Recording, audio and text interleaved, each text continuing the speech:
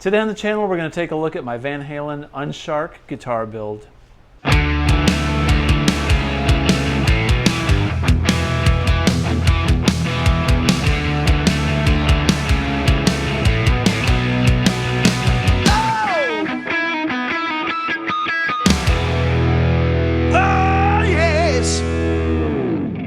Hey everybody, today we're going to take another look at my Van Halen Shark, or as I like to call it, the UnShark, because I didn't cut a big chunk out of it like Eddie did.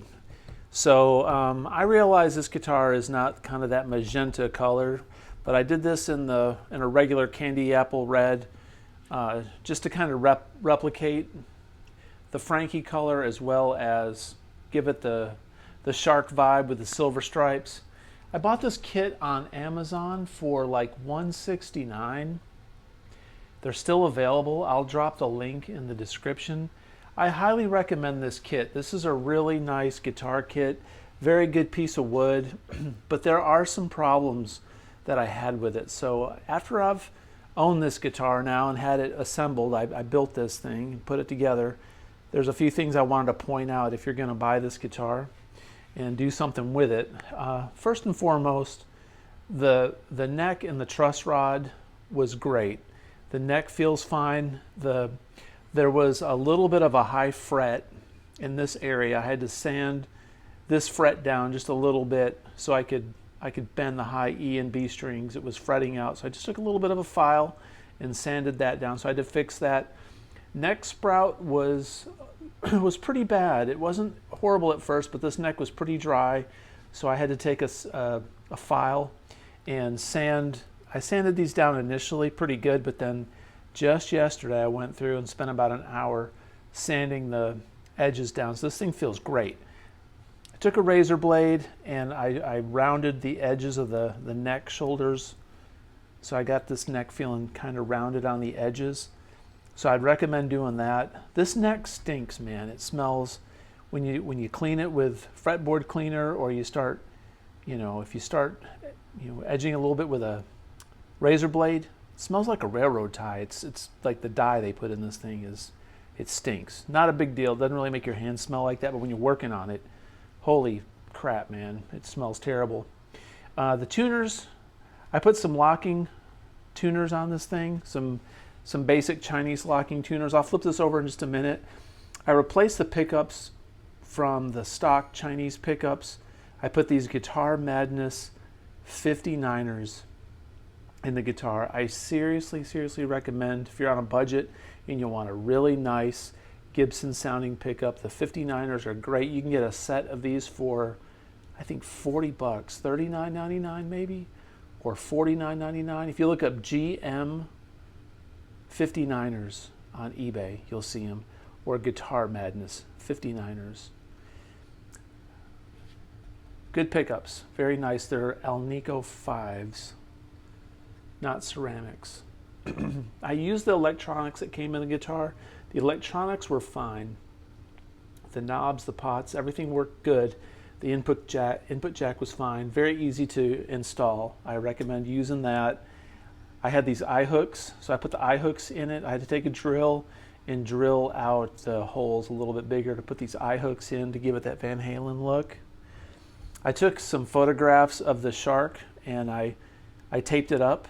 It was kind of difficult to get this area because you can't really see that area on Eddie's guitar because it's not there, right? I couldn't bring myself to cut into this piece of wood. It just was too nice of a piece of wood to cut into it.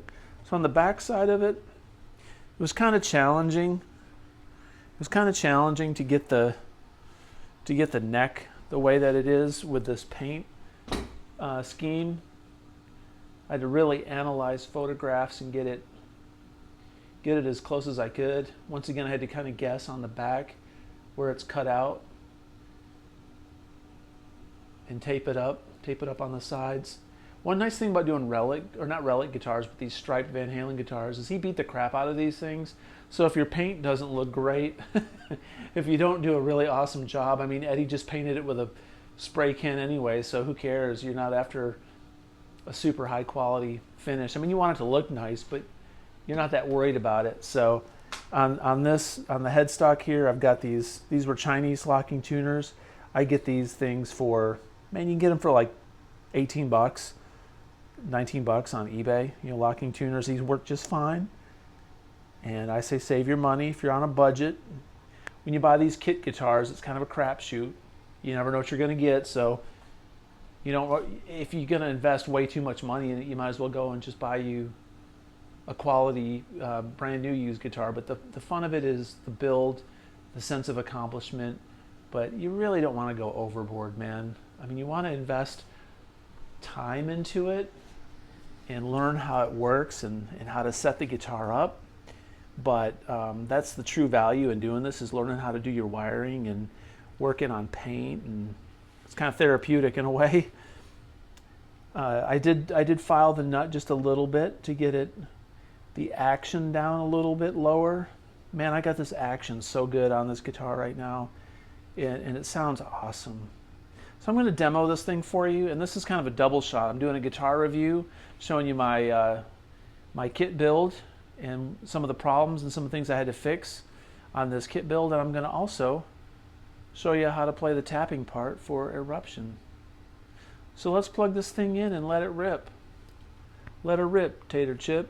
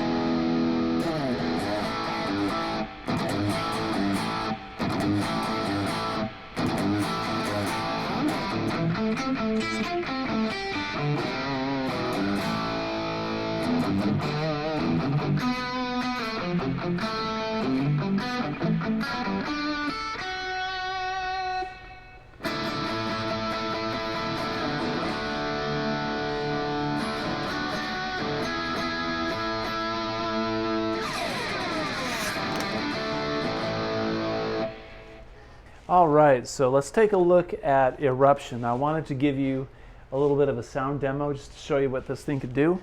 So I'm going to show you the tapping part for Eruption. So this is kind of a bonus guitar review, demo, and a lesson all in one. I don't know if anybody's ever done that before.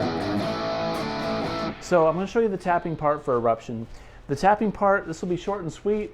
I'm going to put the tab on the screen. The tapping part is all done on the B string, all right? And when you tap, when you do finger tapping, for those of you that are beginners and learning this for the first time, which I'm aware that all of us Van Halen fans probably by now know how to do this, but there are people out there that want to learn how to do this. So this is for them. So check it out. When we're on the B string, when you tap, you're going to take your pointer finger and you're going to use that as your launching pad to get your string going, typically, right? So when you're tapping something, like, you know, for example, that initial pluck is kind of like when you pick. So you kind of just rest your finger on the string and sort of flick it. And as you're doing this tapping exercise, this pointer finger keeps this whole symbiotic motion going between your hands and the B string, and it gives it it basically gives it the strength to move on, the strength to carry on, man. So I'm going to play this in segments, because if I play the whole thing, I'm going to get demonetized. If I get demonetized, I can't make a few dollars each month to buy, you know, crap like this kit guitar. So I gotta look out for myself. So all right, so listen, it's gonna start off like this. We're on the open B string. So this riff starts off, you're gonna put your pointer finger here on the 7th fret, and you're gonna flick it down like this, and you're gonna go hammer on. I suggest hammering on with your middle finger on this first one. So if you can do this, open B, you're halfway there. So we're going to do basically, you know, triplets. 1, 2, 3. So we're flicking this open B, hammer on to this 3rd fret, then we're going to hammer on the 7th fret, and then we're going to go repeat. So it sounds like, and you don't have to hit very hard.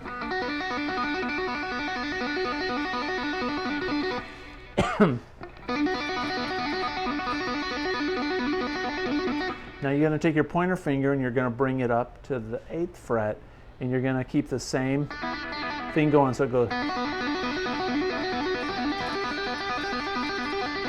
like that, all right?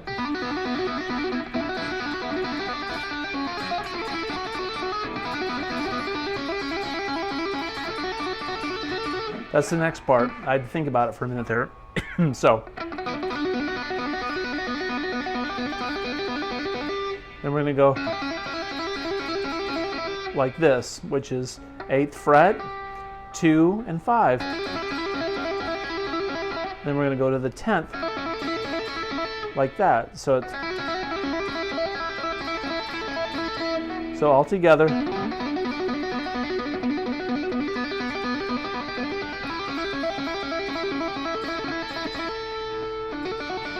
There's the next one, which is 3, 7, 10. So all together we got, I'm breaking it up because of the monetization rule.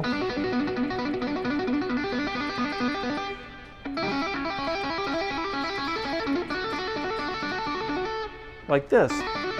All right, so that's 3, 7, 10. Then we're going to slide this finger down 1 fret, leave this finger here, and slide this up 1. So we went from to this thing right here. So it's 3, 6, 11. So we're going to go then up to the 13th. Bring these fingers up exactly 2 frets. So when we go like this, now repeat, go up 2 frets, then 2 frets. All right, and then so basically from this point on, we're going to do this little descending thing that goes. So that right there goes. So we're on the 10, 13, and 15. We're going to just go down 1 fret at a time.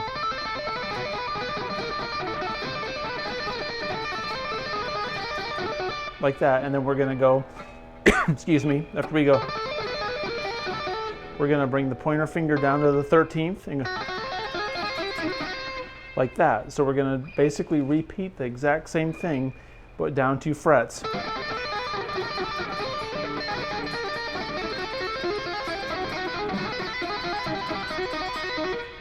And that next part is, we're on the 12th, and we're on 7 and 10, and then 6 and 9, 5 and 8, 4 and 7.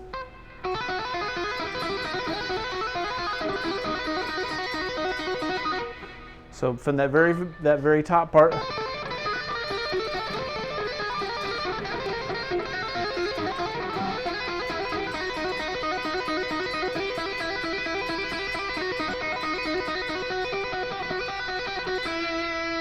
so what we did at the very end was, we're going from this position up to here.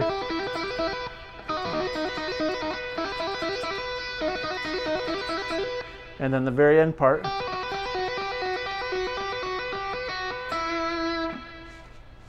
what that is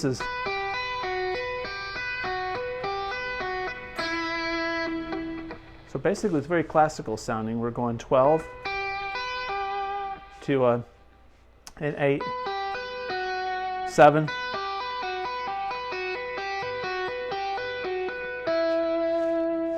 down to a 5. So slowly, from the very beginning.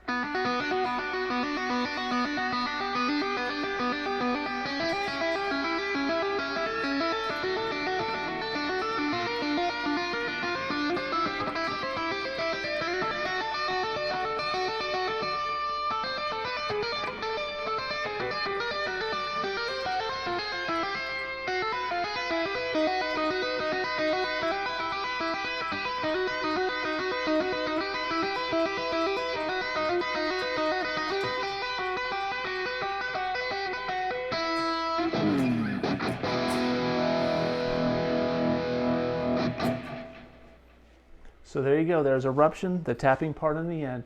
I hope it made sense. Hope you like this kind of content. If you do, please consider subscribing, comment below, and as always, have a great day. Peace out.